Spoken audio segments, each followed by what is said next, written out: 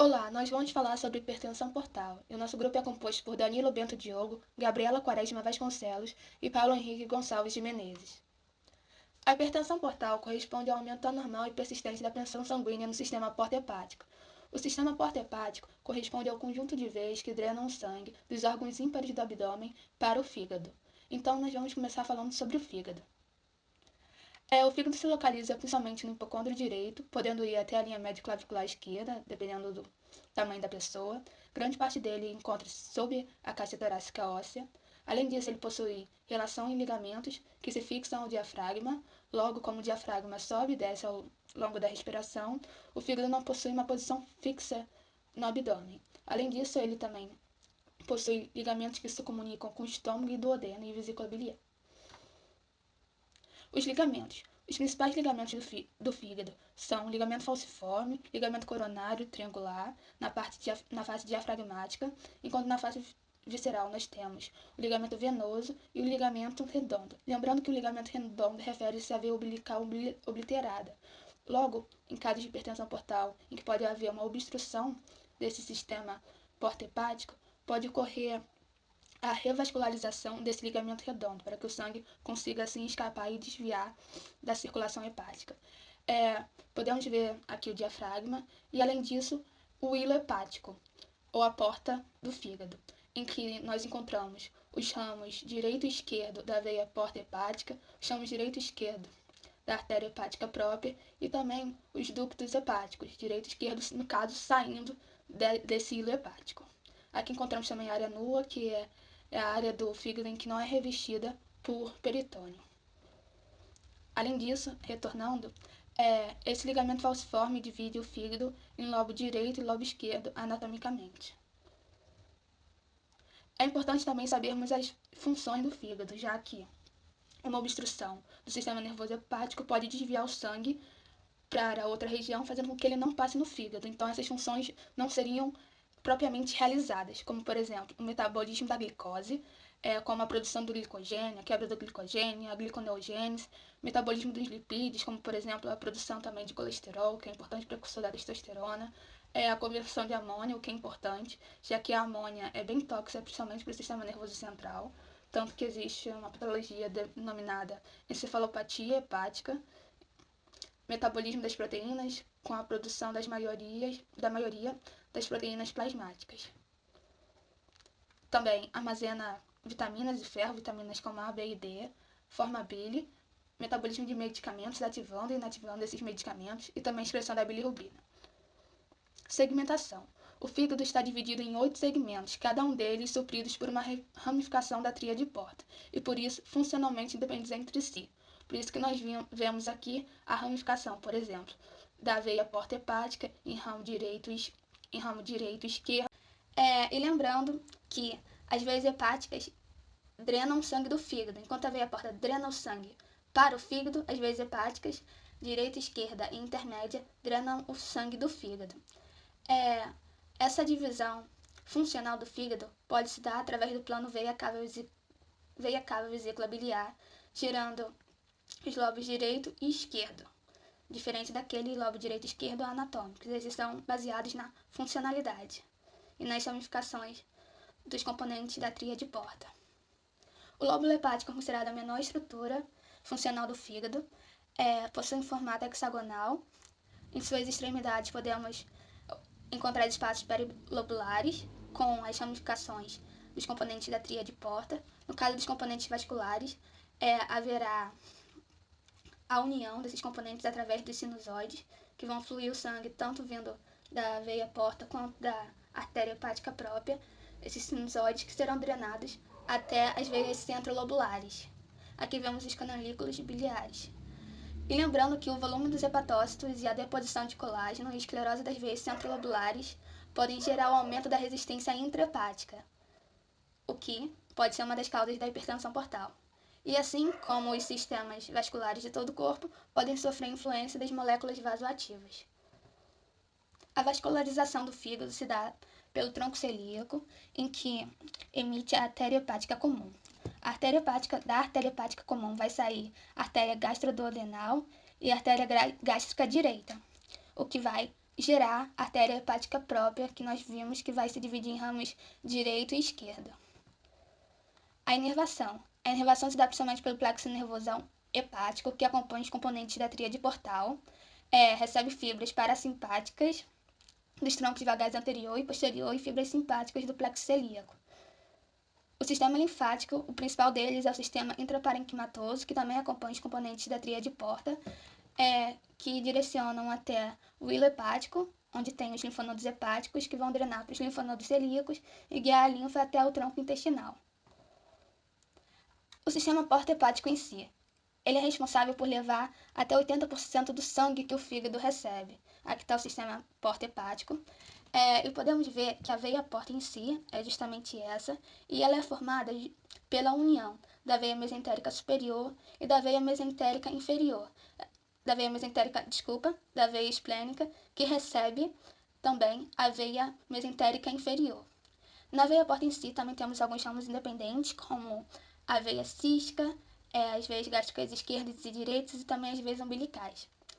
A veia esplênica drena o sangue do baço, de parte do estômago e de parte do pâncreas, enquanto a veia mesentérica inferior drena do cólon descendente e do reto, enquanto a veia mesentérica superior vai drenar o sangue todo o intestino delgado, parte do pâncreas, parte do estômago e também vai drenar do colo ascendente e do colo transverso.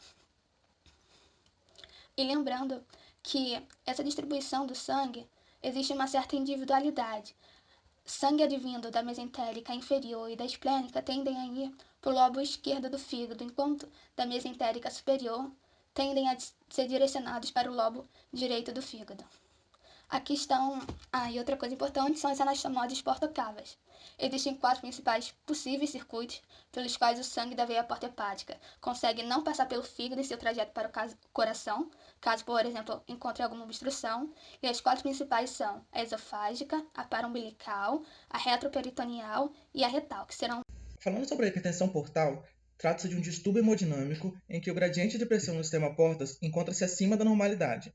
Considera-se hipertensão portal valores pressóricos acima de 5 mm de mercúrio, enquanto valores acima de 10 mm de mercúrio trata-se de uma hipertensão portal clinicamente significativa. A pressão no sistema porta é como em qualquer outro sistema vascular e segue os princípios da lei de Ohm, em que a pressão é uma relação entre o fluxo sanguíneo e a resistência vascular a esse fluxo. Assim, a pressão portal pode aumentar se houver aumento tanto do fluxo como da resistência vascular ou de ambos. A hipertensão portal é classificada com base na localização de suas causas. As causas suprahepáticas é quando ocorre uma alteração do fluxo sanguíneo em seu rumo do fígado para o coração. Por exemplo, uma trombose de veia hepática, uma condição conhecida como síndrome de Budd-Chiari, o que resulta no impedimento do fluxo sanguíneo e uma hipertensão no sistema porta. As manifestações incluem uma hepatomegalia e uma esplenomegalia leve. As causas intrahepáticas são as mais importantes clinicamente e mais comuns. Por exemplo, uma cirrose hepática ou uma infecção por esquistossomose, em que há o aumento da resistência vascular dentro do fígado. Os pacientes apresentam esplenomegalia e varizes esofágicas. Por fim, as causas infrahepáticas, em que há alterações no caminho do sangue para o fígado. Um exemplo é uma trombose de veia porta. Os pontos de anastomose portocava, já citados, são muito importantes para entender a sintomatologia da hipertensão portal, pois ocorre uma tentativa de descomprimir o sistema porta nessas regiões, resultando em alterações vasculares importantes. Numa cirrose hepática, existe uma alteração no parênquima hepático, levando a um grande aumento da resistência vascular nessas regiões. Isso resulta numa hipertensão portal e um aumento do fluxo sanguíneo. A veia gástrica esquerda é tributária do sistema porta e faz uma anastomose na região distal do esôfago com o sistema ásigo-cava. Com o aumento da pressão portal, isso se reflete numa congestão nesses vasos, levando à formação de varizes esofágicas no terço distal do esôfago. Essas varizes podem ser observadas numa endoscopia. Um paciente cirrótico, alcoólatra e com varizes esofágicas, durante o reflexo do vômito, pode romper essas varizes esofágicas, levando a uma hemorragia digestiva alta. É um quadro conhecido como síndrome de Mallory-Weiss.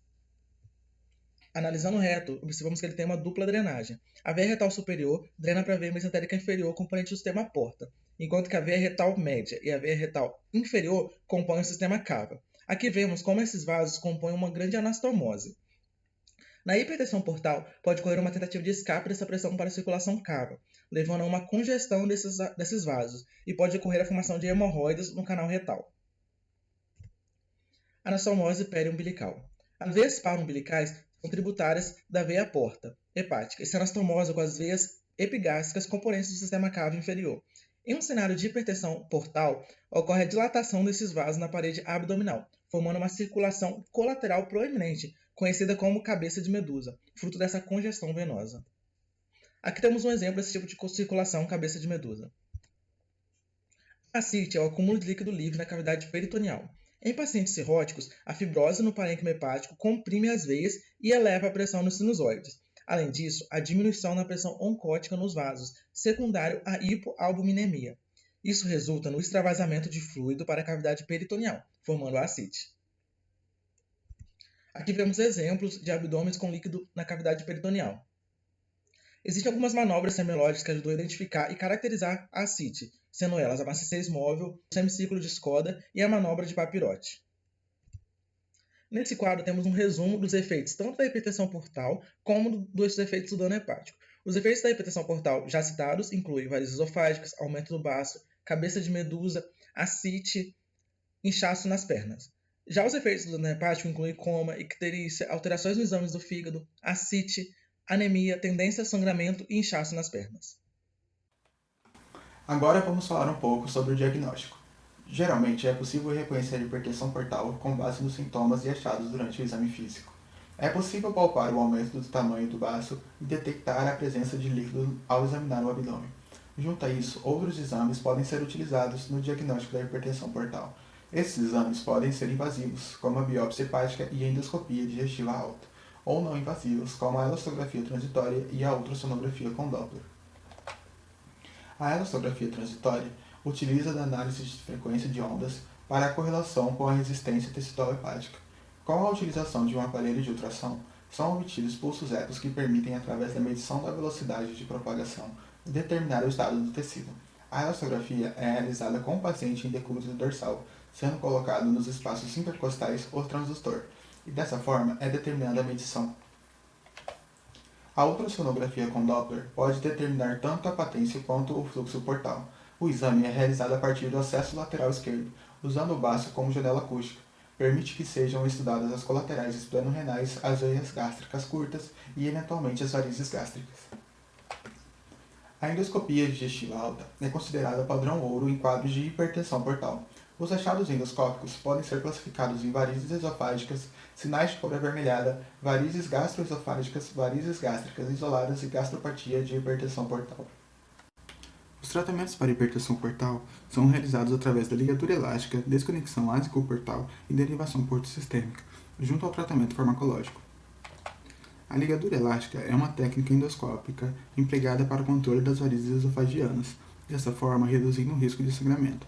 A ligadura elástica de varizes de esôfago é realizada através da endoscopia digestiva alta. Para a realização da ligadura através da endoscopia, é utilizado um equipamento adaptado à ponta do endoscópio, que faz a sucção por aspiração de cada um dos cordões varicosos e a subsequente aplicação de anéis elásticos na sua base, visando a obliteração das varizes. O tratamento em longo prazo de varizes que sangraram inclui o uso de beta-bloqueadores não seletivos. Com o intuito de reduzir a pressão portal, basicamente pela redução de fluxo, eles incluem propanolol, nadolol, timolol e carvedilol, com a dosagem ajustada para diminuir a frequência cardíaca em cerca de 25%.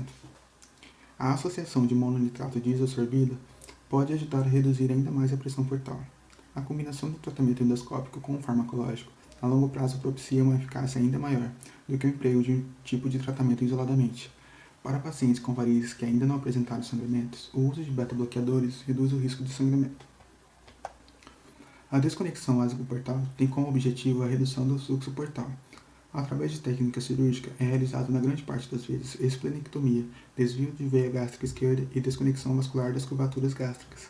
Neste quadro, estudos divergem sobre as complicações pós-operatórias, mas ainda assim, a modalidade é utilizada em pacientes com reduzida perca hepática. A derivação porto-sistêmica é feita na região da cavidade peritoneal, especificamente região inframesocólica. No procedimento, a circulação porta é desviada para a circulação sistêmica, e assim tem-se a redução da hipertensão portal.